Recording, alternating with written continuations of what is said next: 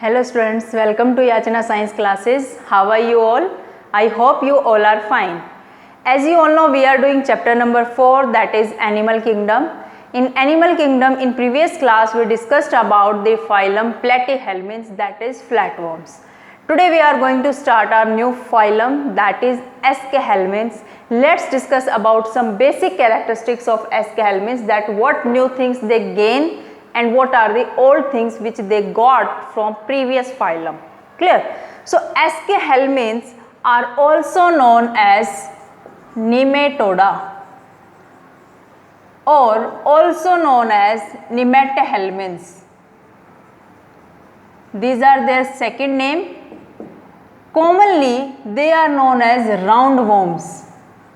They are known as roundworms. Why they are known as roundworms? Because when we cut them in cross section, they appears to be circular. See, suppose this is any roundworm and इसका जब हम cross section cut करते हैं, they are circular in cross section. That's why they are known as roundworm.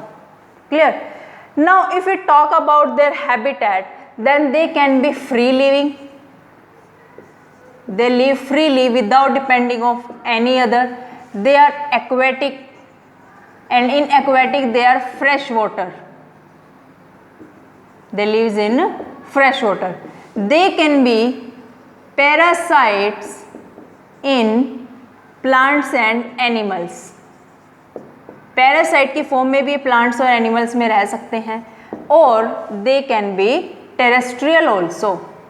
Means अब water से organism धीरे धीरे बाहर आ रहे हैं. लास्ट फाइल में हमने प्लैटीहेल्मिन्थ्स पढ़ा था, जिसमें वाटर से तो वो आ गए थे, लेकिन उससे भी बदतर हालत में रह रहे थे एंडोपैरासाइट की फॉर्म में. इट्स नॉट सो इजी कि वो एंडोपैरासाइट की फॉर्म में रहें, उन्हें तरह तरह की एडेप्टेशंस गेन करनी पड़ती हैं. तो अब ये ऑर्गेनिजम्स भी कुछ वाटर में रह गए हैं जो अपनी जड़ों से जुड़े हुए हैं, कुछ फ्री लिविंग्स हैं, some are parasite in plants and animals, and some are terrestrial also. If we talk about parasite, some examples are there which lives in parasite form, like Ascaris. It is parasite in human intestine. Wuchereria, it is also parasite. Encyclostoma, these all are parasites. Parasite के form में ये रहते हैं. If you talk about any terrestrial example, then example is there Meloidigines incognitia. Incognitia. This is example of terrestrial. However, we can take this example in parasite also, because this Meloidigines Escahelminths lives in tobacco root. ये tobacco की root में जाकर disease cause करता है, तो ये वहाँ parasite की फॉर्म में रहता है. तो हम इसको पैरासाइट में भी काउंट कर सकते हैं, टेरेस्ट्रियल में भी काउंट कर सकते हैं. Clear? So this is all about their habitat. Next, if you talk about symmetry, they have bilateral symmetry. एक बार जो कैरेक्टर आ गया है वो इतनी इजीली लॉस्ट नहीं होता है, वो कंटिन्यू रहता है, बल्कि और एडवांस होता चला जाता है. Level of organisation, they have organ system level of organisation. If you talk about previous phylum, in Platyhelminths, organ level of organization was there, but now organ system level of organization is there. Germs layer, they are triploblastic. Triploblastic means 3 germ layers are there: endoderm, ectoderm and mesoderm. It was in Platyhelminths also. Platyhelminths are first triploblastic animal. If you want to learn about the phylum Platyhelminths, then you can go to the playlist of class 12th biology, and then there you can see the phylum Platyhelminths. However, I will drop link in description box also for different phylums. Next, if we talk about coelom, they are pseudocoelomate. Pseudocoelomate. This is the new thing, because Platyhelminths में हमने देखा था they were acoelomate. उनके पास कोई coelom नहीं थी. मैं बार बार बताती हूँ, सीलोम क्या है? Whenever there is body wall, ये बॉडी वॉल है और ये एलिमेंट्री कैनाल है. जब बॉडी वॉल और एलिमेंट्री कैनाल के बीच में कैविटी प्रेजेंट होती है, उस कैविटी को, बॉडी कैविटी को सीलोम बोलते हैं. तो जिस ऑर्गेनिज्म में सीलोम होती है वो सीलोमेट है, जिसमें नहीं होती है वो असीलोमेट है, और जिसमें होती तो है बट मीजोडर्मल लाइनिंग नहीं होती तो वो सीडोसिलोमेट होते हैं। सी कैसे? Suppose this is an Ascaris और इस एस्कैरिस को हमने क्रॉस सेक्शन में ऐसे कट कर लिया है, ठीक है, सर्कुलर है क्रॉस सेक्शन में। ये यहाँ पर इसकी एलिमेंट्री कैनाल है, this red colour is alimentary canal and this one is body wall, ठीक है। अब इसके बीच में स्पेस तो है, एलिमेंट्री कैनाल और बॉडी वॉल के बीच में बॉडी कैविटी तो है, सिलोम तो है, बट ये सिलोम को हम ट्रू सिलोम नहीं बोलेंगे, स्यूडो सिलोम बोलेंगे। व्हाई? बिकॉज यहाँ पर ना तो एलिमेंट्री कैनाल के बाहर कोई मेसोडर्मल लाइनिंग है, ना ही बॉडी वॉल के अंदर, तो यहाँ पर मेसोडर्मल पाउचेस प्रेजेंट होते हैं। These are known as mesodermal pouches. अगर ये पूरी मेसोडर्म प्रेजेंट होती है outside the alimentary canal and inside the body wall, तो हम बोलते हैं कि ये ट्रू सिलोम है because it is lined by mesoderm. जो सिलोम मेसोडर्म लाइनिंग से घिरी होती है वो ट्रू सिलोम होती है, अदरवाइज ये सीडोसिलोमेट है। समझ आया कि नहीं आया? Then body plan, if you talk about their body plan is tube within tube body plan, tube within tube body plan. This is also new thing, platyhelminth में या किसी फाइलम में ऐसा नहीं था, tube within tube body plan अभी नहीं आया था। Tube within tube body plan का मीनिंग क्या है? Both mouth and anus are present. अभी तक क्या था, या तो माउथ और एनस कुछ भी नहीं था, और अगर था तो सिर्फ माउथ था, तो ब्लाइंड सैक बॉडी प्लान होता है। बट यहाँ पर क्या है, mouth as well as anus. Suppose this is Ascaris and यहाँ पर माउथ है and this is elementary canal tube like structure and here anus is also present. So this type of body plan is known as tube within tube body plan. I hope ये basics तुम्हें clear हैं. You can take screenshot or note down the things, then we'll do next thing. Done? Okay. So एस्केहेल्मिन्थ में भी पिछले phylum की तरह ही there is no circulatory system, no respiratory system. लिख लें इस बात को, they have no respiratory system, clear, no circulatory system, कोई सर्कुलेटरी सिस्टम नहीं है। They have nervous system as like, nervous system as like, ऐसे लिख लेते हैं, nervous system is ladder like. Nervous system कैसा है? लैडर, सीढ़ी जैसा है। हमने प्लेटीहेल्मिन्थ में पढ़ा था ना लास्ट क्लास में, प्लेनेरिया में मैंने तुम्हें बताया था लैडर लाइक नर्वस सिस्टम कैसा होता है। You can go to the link of platyhelminth की वीडियो, जिसने नहीं देखी है, उसको नहीं समझा है, वहाँ पर जाओ और नर्वस सिस्टम को, लैडर लाइक जो नर्वस सिस्टम, उसको समझो कि कैसा होता है। सो जैसा प्लेटीहेल्मिन्थ में होता है ऐसा ही एस्केहेल्मिन्थ में नर्वस सिस्टम होता है। इन चीज़ों की तुम स्क्रीनशॉट ले लो, उसके बाद हम एस्केरिस को डिटेल में करते हैं। Now will discuss about Ascaris. Ascaris,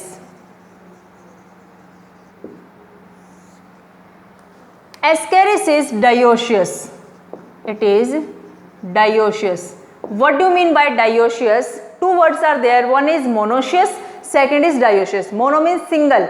जब सिंगल इंडिविजुअल में दोनों सेक्स प्रेजेंट होते हैं उसको मोनोशियस या बाइसेक्सुअल या हर्मोफ्रोडाइट बोलते हैं। ध्यान रखो इन तीनों टर्म को। कौन कौन सी टर्म है? मोनोशियस और बाइसेक्सुअल और हर्माफ्रोडाइट, ये तीनों ही टर्म्स की एक ही मीनिंग है। What is that meaning? Mono में सिंगल इंडिविजुअल में जब दोनों सेक्स हो, bi means two, sex means sexual means sex, जब दोनों सेक्स हो, हर्माफ्रोडाइट ऑल्सो जब एक इंडिविजुअल में दोनों सेक्स होते हैं, वो ये टर्म होती है। अभी हम एस्केरिस की बात कर रहे हैं। एस्केरिस क्या है? इधर you write it is dioecious और you write it is unisexual. Dioecious means male Ascaris अलग होगी, फीमेल एस्केरिस अलग होगी। अभी तक प्लेटीहेल्मिन्थ तक क्या चल रहा था? सभी हर एनिमल्स हर्माफ्रोडाइट थे, एक इंडिविजुअल के अंदर दोनों सेक्स थे। बट अब इन्होंने कहा कि नहीं नहीं, हम इन चीज़ों को फॉलो नहीं करते, we don't believe in this, हमें अलग अलग चाहिए, मेल इंडिविजुअल अलग, फीमेल इंडिविजुअल अलग। So Ascaris show die, it shows sexual dimorphism. Sexual dimorphism. Now what is sexual dimorphism means? Sexes are separate. Male sex अलग है, फीमेल ऑर्गेनिज्म अलग है, वही होता है सेक्सुअल डाइमॉर्फिज्म. ठीक है. अब जो मेल एस्केरिस होती है, male Ascaris, it is short, ये छोटी होती है, एंड कर्ड, और नीचे से मुड़ी होती है. But female Ascaris is longer than male ascaris. It is longer than male ascaris. Remember this thing. ये इस तरह का प्रैक्टिकल में भी क्वेश्चन पूछा जाता है. तुम्हें स्पेसिमेन रख के देंगे, या तो मेल या फिर फीमेल, किसी एक एस्केरिस को रखेंगे. Then you will have to identify ये मेल एस्केरिस है कि ये फीमेल एस्केरिस है. तो how you will identify? Female Ascaris is longer than male and male Ascaris is shorter than female. And one more thing, जो male Ascaris होता है it is curd, नीचे से वो मुड़ा हुआ होता है. अभी मैं इनके डायग्राम बनाती हूँ, तुम जब तक इसका स्क्रीनशॉट लो, then I will show you which one is male and which one is female. Done. चलो अब हम एस्केरिस को डायग्राम से समझते हैं कि हाउ रिप्रोडक्शन टेक्स प्लेस और व्हाट इज देयर स्ट्रक्चर, क्या उनका स्ट्रक्चर है.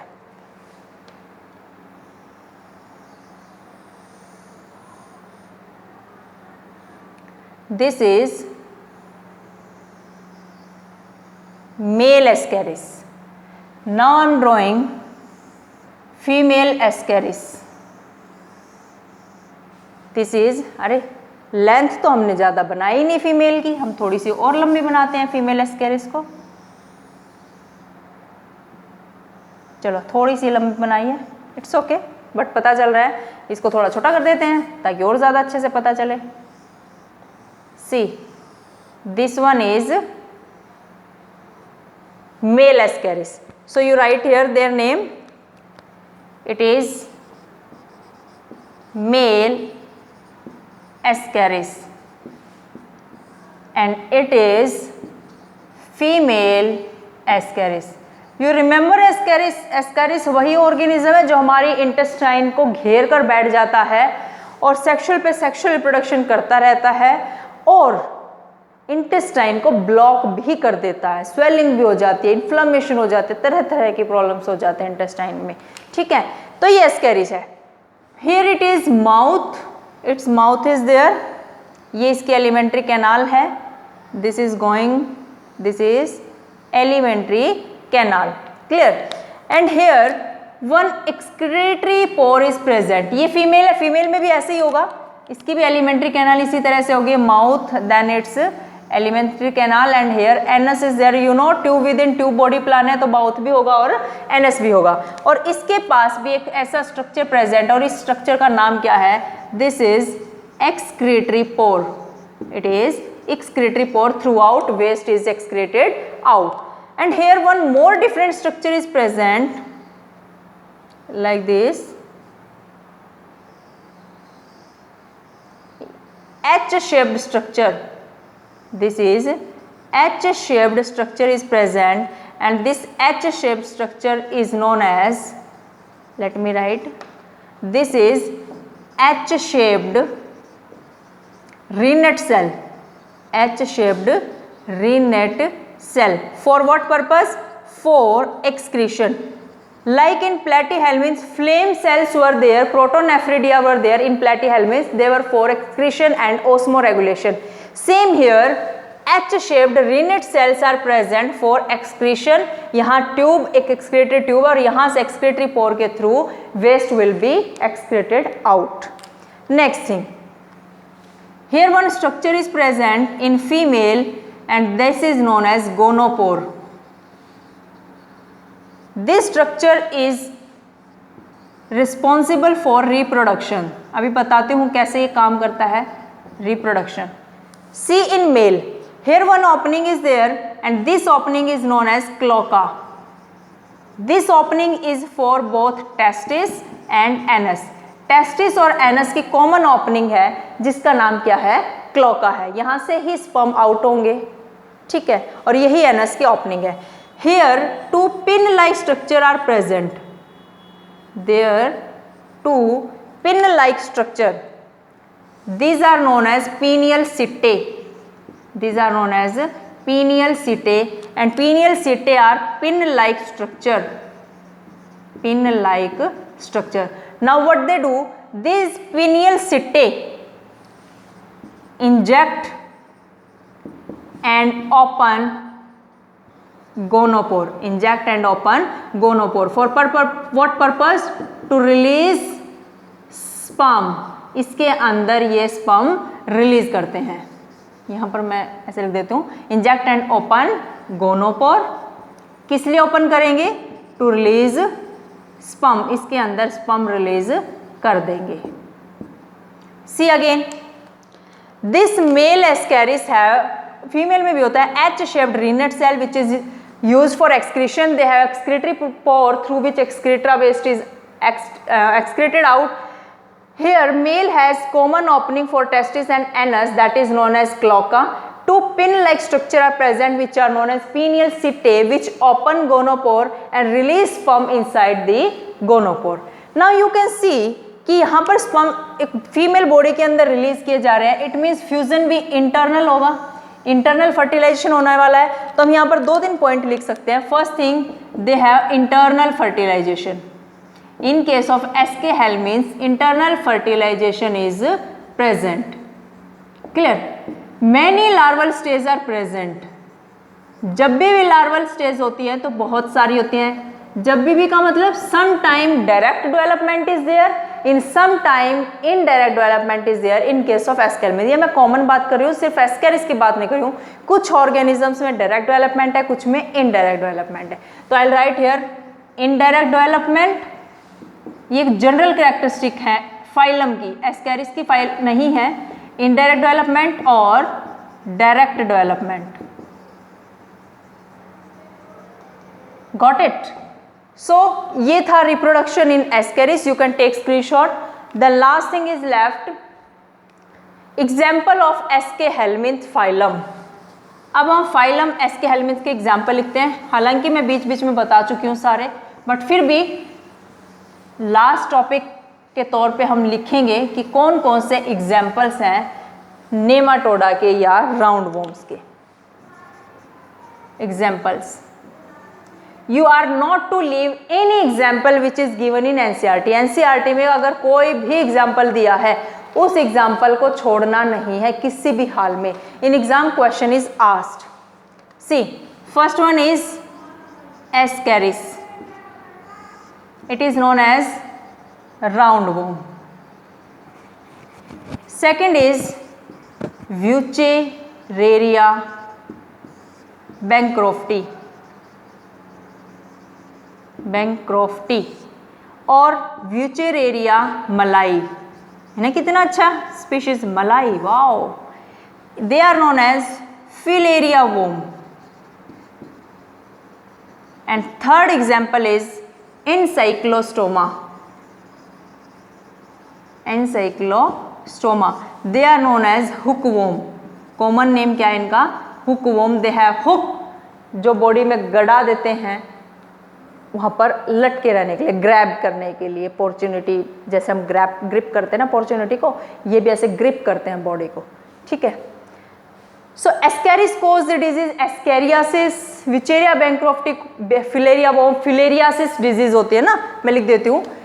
It cause the disease Ascariasis. ठीक है. And Wuchereria filarial worm cause the disease filariasis. And it is also known as elephantiasis. देखा होगा तुमने एक आध बार पिक्चर्स में कि एक पैर एलिफेंट जैसा, हाथी जैसा हो जाता है. ज़्यादातर ये लोअर पार्ट में एंट्री करते हैं विचेरियल वोम, फिलेरियल वोम, एंड जहाँ पर भी एंट्री करते हैं उसी हिस्से को एलिफेंट जैसा बना देते हैं, मीन्स बहुत मोटा बना देते हैं. ठीक है. एनसाइक्लोस्टोमा. तो these are some example of aschelminths phylum, nemathelminths और Nematoda. Commonly they are known as round worm. So this was all about today's class. I hope the content is clear to you. Still, if you have any doubt, then please leave it in comment section. I'll try my best to clear your doubts. And if you really like my video, if you really like my teaching style, then please press the like button. और अगर आप ऐसे ही biology मेरे साथ पढ़ना चाहते हैं, सीखना चाहते हैं, लाइफ टाइम तक याद रखना चाहते हैं, then for further upcoming videos, please subscribe my channel. Thank you everybody.